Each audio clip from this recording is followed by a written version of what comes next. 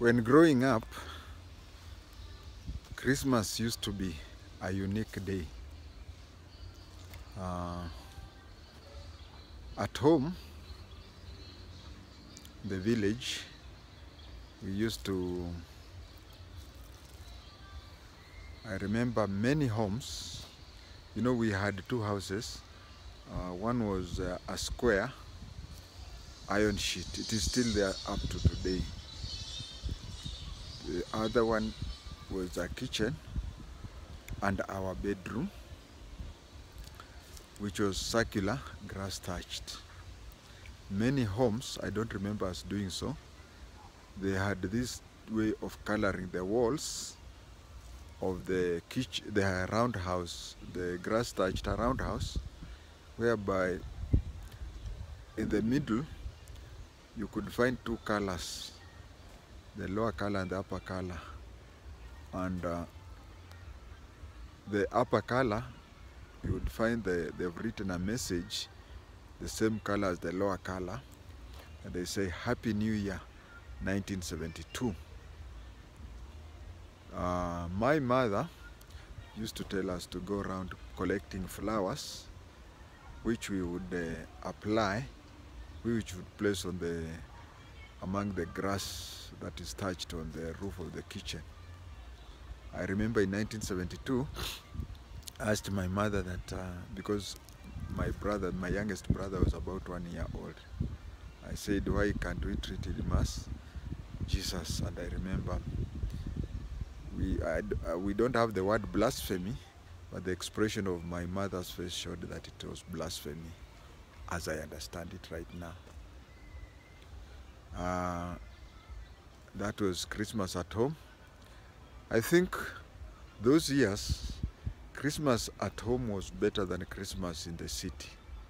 Because in the year that we could spend at home and the year that we could spend in the city, I would find that the people at home were more happier. And they had, because that is the time when harvest of the maize was there. And most of the people, even though they would eat ugali and vegetables like normal, but you'd find that there is more beef there, and their choice of not taking chapatis is by wanting and not by lacking. Back in the city, we stayed, my pre-teen was at Madaraka Estate. There is next to the Kenya Polytechnic, there's, behind the hospital there is a Pate Bay Road behind the Polytechnic.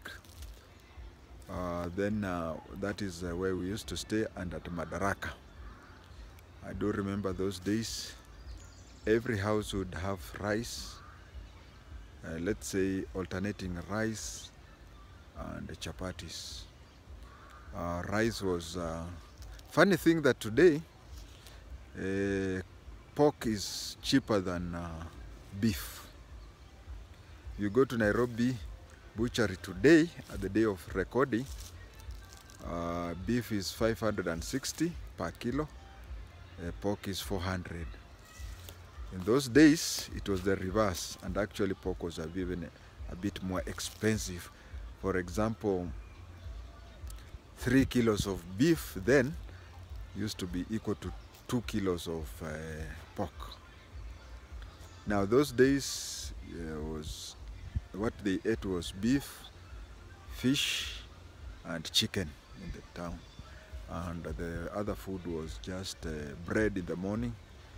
Lunch was rice, supper was chapati. For, is it 5 days during the holidays? Because it was Christmas Eve, Christmas Day, and Boxing Day. You add that one to New Year's Day.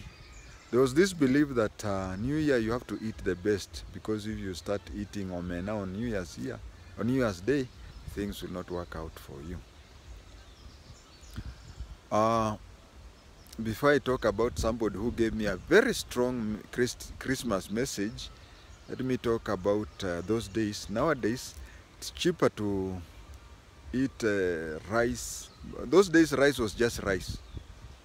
They boil the rice and then somehow, I don't know when, they reach somewhere, place a lid on the rice and then place hot charcoal on top of that. But nowadays I don't see that. It is just boiling the rice. But those days you must have placed some hot charcoal on top of the rice. It used to be rice or chapati. But this one used only to happen during Christmas time and birthday. Now, you know, birthday happens throughout the year. I don't know of any day that is not somebody's birthday.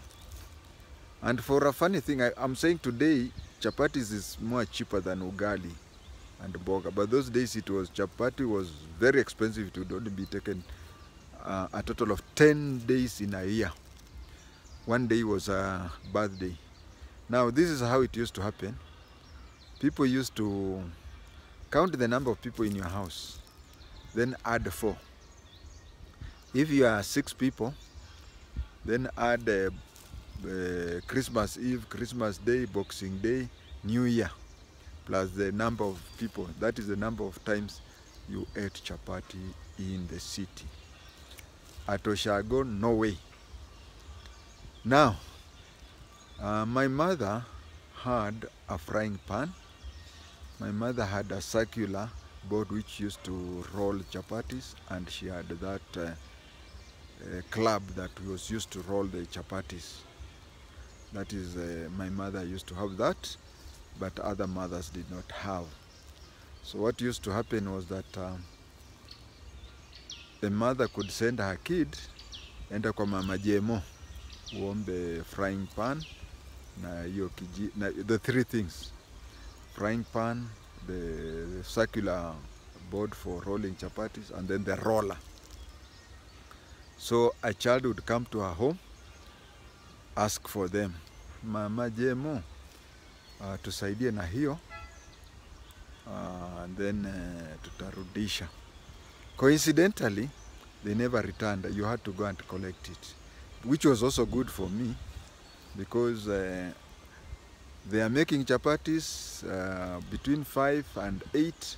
8:30 I am there to go and collect the 3 things for my mother. So that mother would, hey, first of all, welcome me, kula hii chapati like other kids.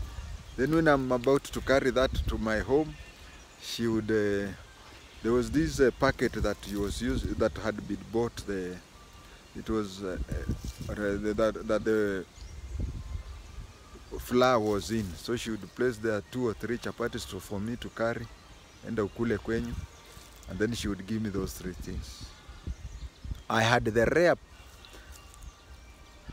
privilege that in the early 70s, in my pre-teen days, when people used to have chapatis 10 times a year, I would say I was having it more than 100 times in a year. Lastly, it's a message that I received in 1973, which in every Christmas I always remember. Thanks to YouTube, I can now share with other people. This is the message. There was a certain man, I can even still see him. He was well built, healthy, but he used to come to, if you know MF43 and MF44, there's these small cubicles that face each other, which were used for placing their dustbins. He would go, check in the dustbins, collect whatever he wanted, place in a rucksack. Then that is where the name Chokora came from. The original name for Chokora was Chokora Mapipa, Kuchokora Mapipa. I hope you understand Swahili. So the Chokora elderly would do that, but he used to relish eating bananas. There were these bananas which he would collect them, take the area that is spoiled, cut it off with a piece of wood, and then eat that. Then he found us at what today is called Mickey's field, or Mick Weches Stadium. He would find us there, find us playing. By the way, we were playing with the kinamikwech. So you'd come and ask us, mmefurahia Christmas, mmekula nini? And you see, the way we were talking, we were preteens. It was like we were laughing him, we were mocking him. Si tulikula chapati, si tulikula kuku, si tulikula samaki, and he would listen. Those days, macaroni were there. Yes, macaroni, but I remember taking macaroni at Hardy Estate. Those ones were being taken by only rich people. So we middle class and the lower people, it was just chapati and rice.